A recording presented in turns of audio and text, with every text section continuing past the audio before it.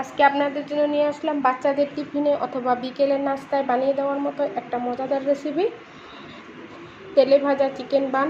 আর দেখেই বুঝতে পারবেন বানটা কতটা লোভনীয় হয়েছে, বুঝতে পারবেন। আপনারা এভাবে বাসায় ট্রাই করতে পারেন বাচ্চাদের জন্য, বাচ্চাদের টিফিনে দিতে পারবেন অথবা মেহমান আসলেও এই বানটা বিকালে চায়ের সাথে বানিয়ে দিতে পারবেন। আশা করি রেসিপি আপনাদের কাছে ভালো লাগবে।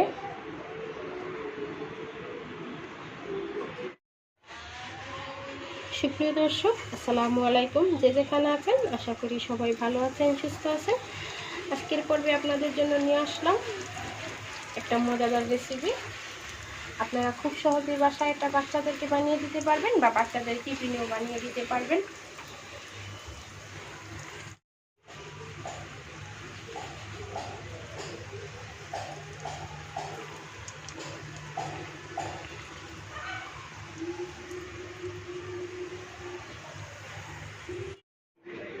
এখানে আমি চিকেন বানটা বানানোর জন্য হালকা কুসুম গরম দুধ নিয়েছি 1.5 কাপের মতো। এখন এখানে দিয়ে দিব আমি চিনি দিয়ে দিলাম 2 টেবিল চামচ। আর দিব ইস্ট। এখানে যেহেতু আমি 2 কাপ ময়দা নিব তাই ইস্টের পরিমাণটা আমি 1 টেবিল চামচ পরিমাণ ইস্ট নিয়ে নিলাম।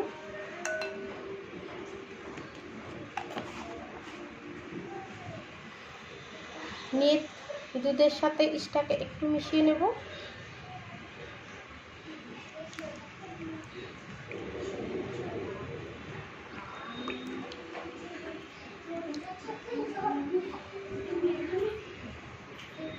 দিলাম। এখন এখানে দিয়ে দিব ময়দা দিয়ে দিব 2 কাপ পরিমাণ। আপনারা চাইলে আটা দিয়েও বানাতে পারেন, সমস্যা নেই।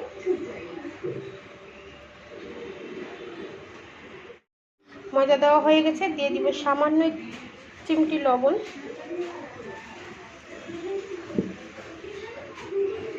দিয়ে এখন ডোটাকে গুলে নেব।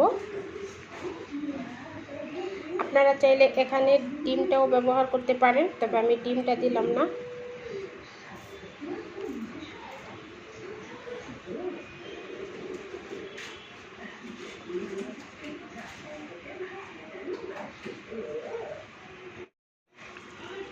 এখন এটাকে হাতের সাহায্যে খুব ভালো করে নেব। তবে এই ডোটা কিন্তু একটু সফট হবে।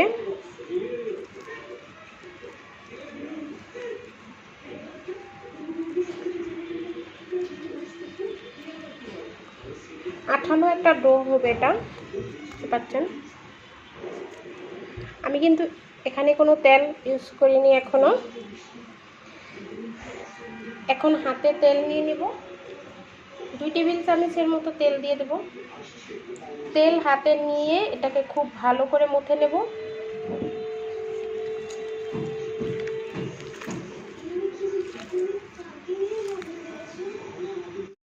মুথতে মুথতে একটা স্টিকি ডো হয়ে গেছে, দেখতে পাচ্ছেন, সফট। এখন এটাকে আমি 1 ঘন্টার জন্য ঢাকা দিয়ে ঢেকে রেখে দেব। গরম জায়গায় রাখবেন, তাহলে দ্রুত ফুলে যাবে। এখানে কড়াই বসিয়ে দিয়েছি চিকেনের পুরটা রান্না করার জন্য। দিয়ে দিব বাটার দিয়ে দিলাম। বাটারটা একটু গলা পর্যন্ত অপেক্ষা করব। এখানে দিয়ে দিব পেঁয়াজ কুচি।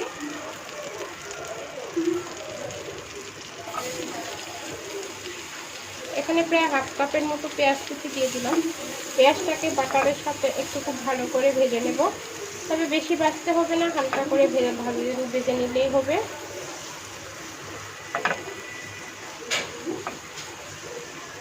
পেঁয়াজটা হালকা ভাজা হয়ে গেছে। এখন আমি আগে থেকে চিকেনের মুরগির যে বেস্ট থাকে, বেস্টের মাংসটাকে 1 টেবিল চামচ আদা রসুন আর একটু কালো গোলমরিচ দিয়ে সেদ্ধ করে নিয়েছি। সেদ্ধ করে একটু ছিঁড়ে নিয়েছি, বুঝতে পারছেন। মাংসটা দিয়ে দিলাম সম্পূর্ণ।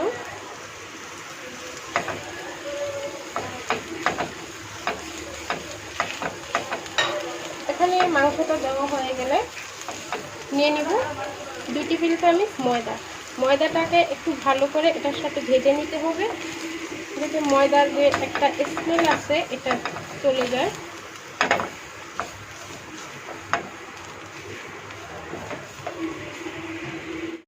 এখন ভাজা হয়ে গেছে।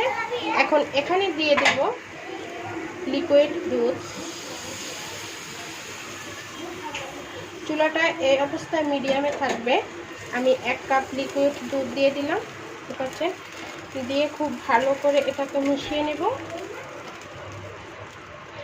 এখন এখানে দিয়ে দিব সামান্য একটু লবণ,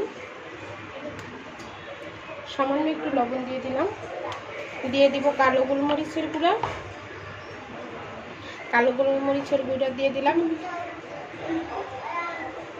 1/4 চামচ, মানে 1 টেবিল চামচের 4 ভাগের 1 ভাগ দিয়ে দিলাম। খুব ভালো করে অনবরত নেড়ে চেড়ে মিশিয়ে নিতে হবে, কারণ এখানে ময়দাটা আছে, ঠিক আছে। চুলাটা এই অবস্থায় মিডিয়ামে রেখেই কাজটা করতে হবে। এখন এখানে দিয়ে দিব 1/2 টেবিল চামচ চিনি। চিনিটা অপশনাল, আপনারা না দিলেও পারেন, স্কিপ করতে পারেন। দিয়ে এখন নেড়ে চেড়ে খুব ভালো করে পুরটা রেডি করে নিতে হবে। এখন এই যে রেডি হয়ে গেছে, দেখতে পাচ্ছেন পুরটা আমার রেডি। এটা এখন চুলা থেকে নামিয়ে আমি ঠান্ডা করে নেব। এটা একটু ঠান্ডা হলে আরও অনেকটা শক্ত হয়ে যাবে, দেখতে পাচ্ছেন আঠালো হয়ে যাবে। এখন আমি এটাকে চুলা থেকে নামিয়ে নেব। এই যে দেখুন 1 ঘন্টা পরে ফিরে এলাম। আমার ডোটা ফুলে ডাবল হয়ে গেছে, একদম ঢাকনার উপরে উঠে গেছে। এখন উপর থেকে এটাকে বাতাসটা বের করে নিতে হবে আর একটু মুথে নিতে হবে ডোটাকে।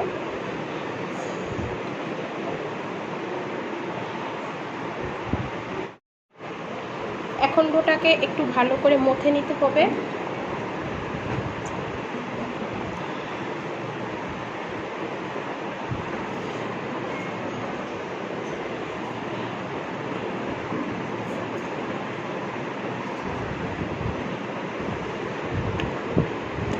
দেখতে পাচ্ছেন মতো হয়ে গেছে। এখন এটাকে আমি ছোট ছোট লেচি আকারে কেটে নেব।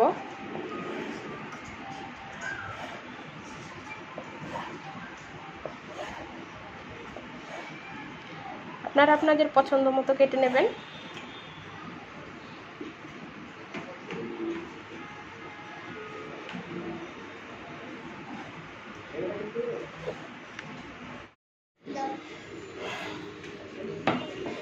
ওই যে দেখুন এখন লেচিগুলো হাতের সাহায্যে নিয়ে বল আকারে রেডি করে নেব।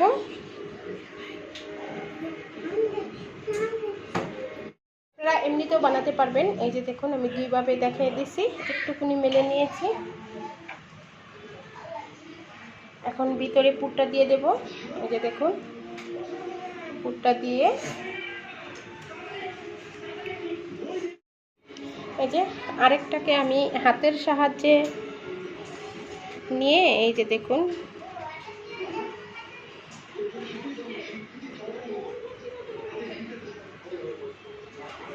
খুব ভালো করে ভিতর থেকে আটকে দিতে হবে। এই যে দেখুন একটা বল রেডি হয়ে গেল। এভাবে করে কিন্তু আমি সবগুলা বানিয়ে নেব। আমি আপনাদের সুবিধার জন্য আবার একটা দেখিয়ে দিচ্ছি। এই যে দেখুন একটা ডো হাতে নিয়ে এরকমভাবে একটু চেপে চেপে দিয়ে ভিতরে পুর দিয়ে দেবেন। এই যে ভিতরে পুরটা দিয়ে দিলাম। পুরটা দিয়ে এখন আমি মুখটাকে খুব ভালো করে আটকে দেব। এই যে দেখুন যতটুকু সম্ভব এটাকে আটকে দিবেন। এই দেখুন রেডি হয়ে গেছে।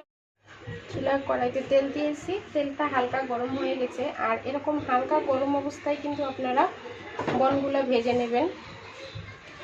এই যে দেখুন একদম বেশি গরমও না আর একদম হালকাও না, এরকম অবস্থায় কিন্তু দিতে হবে, না তা না হলে উপর থেকে লাল হয়ে যাবে, ভিতর থেকে হবে না।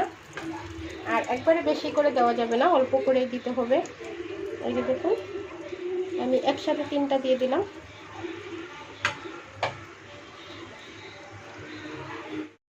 হালকা জালে আস্তে আস্তে ভাজবেন, দেখবেন বানগুলো দ্রুত ফুলে উঠবে। এই যে দেখুন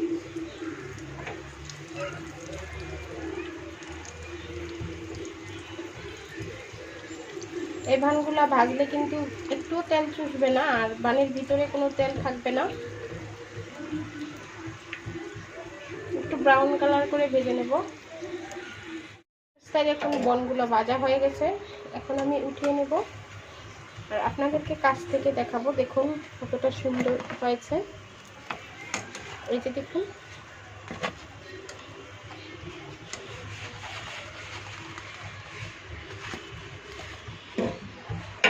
এখন বাকি বনগুলোও দিয়ে দেব। সবগুলা বান ভেজে নিয়েছি আর এই যে একটা বান আমি একটু ভেঙে দেখাচ্ছি ভিতর থেকে। দেখুন কতটা লোভনীয় হয়েছে, আপনারা দেখেই বুঝতে পারছেন। আশা করি রেসিপিটা আপনাদের কাছে ভালো লাগবে। যদি রেসিপি ভালো লাগে লাইক কমেন্ট এবং বেশি বেশি করে শেয়ার করবেন। আর যারা আমার চ্যানেলে নতুন আছেন তারা অবশ্যই আমার চ্যানেলটা সাবস্ক্রাইব করবেন, পাশে থাকা বেল আইকনটা ক্লিক করবেন। রেসিপি ভালো লাগলে একটা লাইক দিয়ে দিবেন। আজকে এই পর্যন্তই। সবাই ভালো থাকবেন, সুস্থ থাকবেন। আল্লাহ হাফেজ।